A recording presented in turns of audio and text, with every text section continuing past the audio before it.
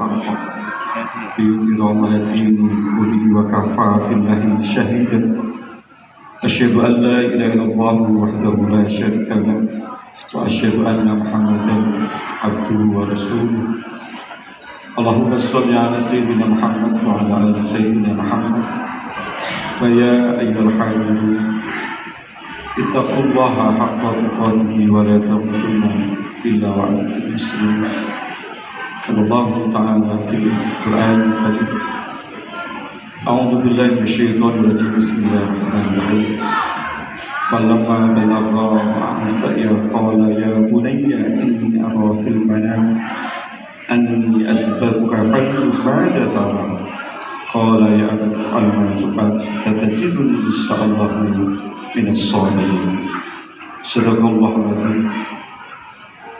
Jamaah sidang salat Jumat hamba Allah yang mulia, marilah kita meningkatkan ketakwaan kita kepada Allah. Takwa yang berarti al-khauf minal jalil, rasa takut kita terhadap ancaman Allah. Beramal bertanda beramal sebagaimana yang Allah contohkan dalam Al-Quran dan Sunnahnya. Bersyukur ala janji, bersyukur terhadap nikmat Allah. Waridho bilqalil itu terhadap yang sedikit. Dan pada akhirnya takwa itu wa istidadu di dalam takwa itu mempersiapkan diri kita untuk menuju kehidupan yang abadi, yaitu kehidupan di akhirat kelak. Dengan bekal takwa itulah kita akan menjadi hamba Allah yang mulia di sisi Allah, sebagaimana Allah telah berfirman di dalam ayatnya. A'udzubillahi minasyaitonir rajim. Bismillahirrahmanirrahim. Inna akramakum indallahi atqakum, sungguh yang mulia di sisi Allah di antara kita adalah hamba yang bertakwa kepadanya. Jamaah yang dimuliakan oleh Allah SWT, kita masih berada di bulan Dzulhijjah. Pada hari ini tepatnya tanggal 19 Dzulhijjah, bulan yang mana Allah berikan keberkahan yang luar biasa besar bagi hambanya yang beribadah, beramal soleh pada bulan ini. Maka Allah akan berikan ganjaran yang tidak ada amalan yang bisa menandingi kecuali adalah orang yang berjihad di jalan Allah, berjuang di jalan Allah dengan jiwanya, dengan hartanya, yang kemudian dia tidak kembali lagi. Maka pada bulan ini bagaimana kita untuk terus berbanyak amal soleh, ibadah kepada Allah SWT. Di bulan ini pula mengingatkan kepada kita akan kisah cinta segitiga yang abadi, yaitu Nabi Ibrahim alaihissalam, Nabi Ismail alaihissalam kepada Tuhannya Allah Subhanahu wa Ta'ala, yang menjadikan suri tauladan bagi kita semuanya. Yang diberikan di dalam Al-Quran. Bismillahirrahmanirrahim. Falamma balagha ma'ahu as-sa'ya qala ya bunayya inni ara fil manam anni adbahuka fanzur madza tara qala ya abati if'al ma tu'mar satajiduni insyaallah minas sabirin. Pada Jumat ayat tersebut bahwa ketika Ismail pada usai sanggup bersama dengan Ibrahim alaihissalam, Ibrahim berkata kepada putranya, wahai putraku, aku pergi untuk menyembelihmu, maka pikirkanlah dan bagaimana pendapatmu. Ismail alaihissalam berkata, lakukanlah perintah Allah itu dan insya Allah engkau akan temui termasuk orang-orang yang sabar. Inilah cinta segitiga yang abadi yang digambarkan di dalam Al-Quran akan keteladanan Nabi Ibrahim alaihissalam. Di antaranya ada Nabi Ibrahim sebelum qanitalillah, hamba yang sangat taat kepada Allah Subhanahu wa Ta'ala. Taatan itu dilakukan sejak masa muda sampai akhir hayat. Allah mengujikan di dalam Al-Quran. A'udzu billahi Bismillahirrahmanirrahim. Inna Ibrahim kana ummatan hanifan wa lam yakun minal musyrikin. Sungguhnya Ibrahim itu adalah imam yang sangat taat kepada Allah, hamba yang cenderung dalam kebaikan dan tidak termasuk orang-orang yang menunjukkan kepada Allah. Qanitalillah, hamba yang sangat taat kepada Allah SWT, itulah yang harus kita contoh hanya tugas kita untuk beribadah kepada Allah SWT. Bagaimana kita mencontohkan kepada Nabi Ibrahim menjadi hamba yang qanitalillah, yang taat kepada Allah dan perintahnya kepada Allah SWT.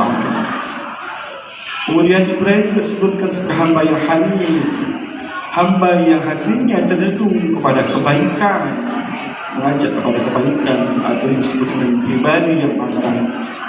Pribadi yang matang itu Ibrahim alaihissalam digambarkan sebagai kematangan berpikir ketika Nabi Ibrahim diperintahkan oleh Allah SWT untuk mengorbankan putranya.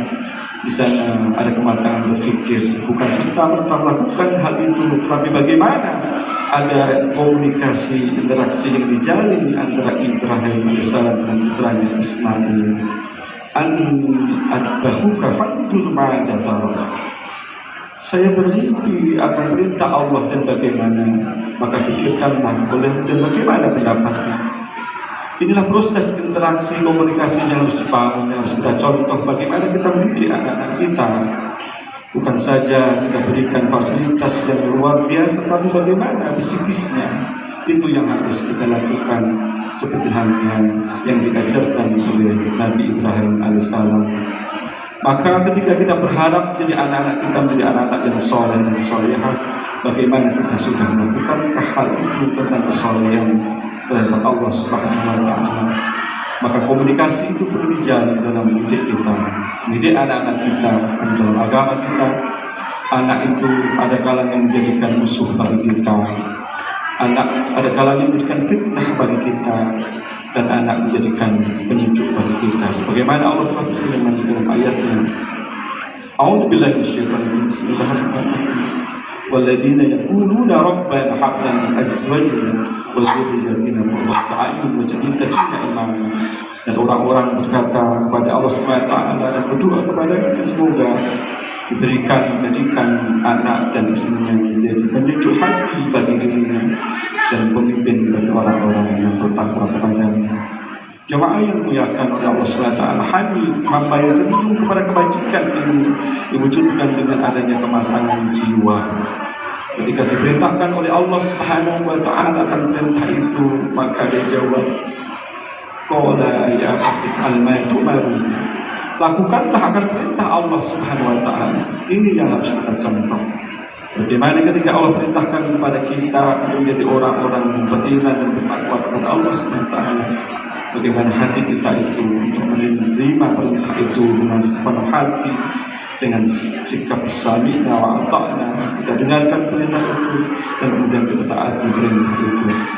Kematangan jiwa ini kemudian juga dibuktikan dengan kematangan sikap. Perintah Allah Subhanahu wa Ta'ala terhadap hal ini kepada Nabi Ibrahim dan kepada Ismail alaihissalam, maka dilakukanlah oleh mereka menjadi hamba Allah yang pandai bersyukur kepada Allah, bersabar kepada. Tetapi Nabi Ibrahim dan Nabi Ismail alaihissalam tidak mengatakan dirinya adalah hamba yang pandai sabar kepada Allah, tetapi mengatakan satajiduni insyaallahu minas sabirin, dan insyaallah kau akan kemudian termasuk orang-orang yang sabar. Ini pula yang kadang-kala kita hadapi, diberikan oleh Allah SWT ujian. Kita merasa berat ujian itu, tapi pahamilah bahwa Allah memberikan ujian sesuai dengan kemampuan kita. Jemaah yang dimuliakan oleh Allah SWT, sebagai hamba yang hanif pula, Ibrahim juga disebut sebagai hamba yang mempunyai integritas teologis yang sangat besar kepada Allah Subhanahu wa Ta'ala. Bagaimana integritas itu dibuktikan di dalam ayat Al-Quran, walam yakun minal musyrikin, dan bukanlah Ibrahim itu hamba Allah yang bukan kepada Allah Subhanahu wa Ta'ala.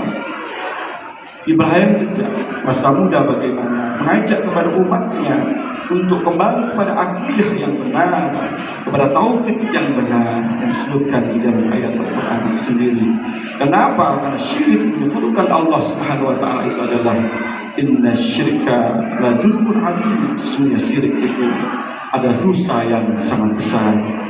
Jemaah yang dimuliakan oleh Allah Subhanahu wa Ta'ala, boleh jadi dalam hati kita ada perilaku syirik, baik itu syirik secara khafi maupun syirik secara jali.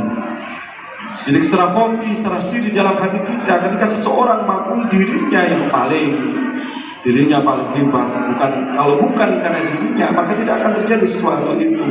Atau karena bukan pertolongan dirinya, kamu tidak akan selamat. Perkataan-perkataan itu bagian dari syirik hati yang disebut dengan syirik secara kecil. Dan kemudian ada syirik secara jauh, syirik secara besar. Manusia dengan terus terang tidak mengakui akan keesaan Allah Subhanahu wa Ta'ala, meninggalkan sholat begitu saja tanpa ada merasa dosa, berbuat zalim kepada sesama tanpa ada penyesalan, bahkan mungkin memusuhi orang-orang yang jihad di jalan Allah Subhanahu wa Ta'ala. Maka perilaku itulah yang kemudian disebut dengan syirik secara jauh. Ibrahim alaihissalam mengajarkan kepada kita untuk menjadi insan manusia yang mempunyai integritas dalam beribadah kepada Allah Subhanahu wa Ta'ala. Inilah yang perlu kita contoh. Maka pantaslah kemudian Ibrahim menjadikan suri tauladan sepanjang zaman yang dimuliakan oleh Allah Subhanahu wa Ta'ala. Di dalam ayat Al-Quran pula juga Nabi Ibrahim alaihissalam disebutkan syakiran ya'an'um, yaitu hamba yang pandai bersyukur kepada Allah Subhanahu wa Ta'ala.